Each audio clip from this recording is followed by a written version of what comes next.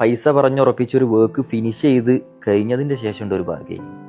ഒരു 10,000 രൂപയാണ് ഒരു പരിപാടിക്ക് പറഞ്ഞതെന്ന് കഴിഞ്ഞാൽ ആ 10,000-ന് പകരം ഒരു 8,000 കൊടുത്തിട്ട് ബാക്കി 2 ഞാൻ തരട്ടോ എന്ന് പറയുന്നുണ്ട്. അത് തരട്ടോ എന്ന് പറഞ്ഞ് നീണാൾ അങ്ങനെ അങ്ങോട്ട് പോവുകയേ ചെയ്യുള്ളൂ. ഈ 2,000-ലായിരിക്കും ചിലപ്പോൾ ഇയാളുടെ പ്രോഫിറ്റ് ഇരിക്കുന്നത്.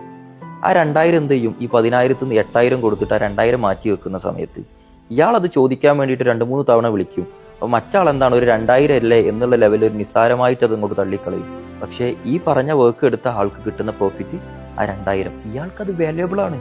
മറ്റേ ആൾക്ക് 10,000-ന് 8,000 ഞാൻ കൊടുത്തു, 80% ഞാൻ കംപ്ലീറ്റ് ചെയ്തു. ഇനി ഒരു 2,000-ന് വേണ്ടിയിട്ടാണ് അവ ഇങ്ങനെ വിളിക്കുന്നത്, അതിന് പകരമായിട്ട് നിനക്ക് ഈ പരിസരത്ത് വർക്കൊക്കെ ഞാൻ തരാം എന്നും ഞാൻ പറഞ്ഞിട്ടുണ്ടല്ലോ എന്നുള്ള ടെൻഡൻസി ഒക്കെ വരും. മറ്റുള്ള വർക്കുകൾ കിട്ടുന്നോ കിട്ടുന്നില്ല എന്നൊന്നുമില്ല.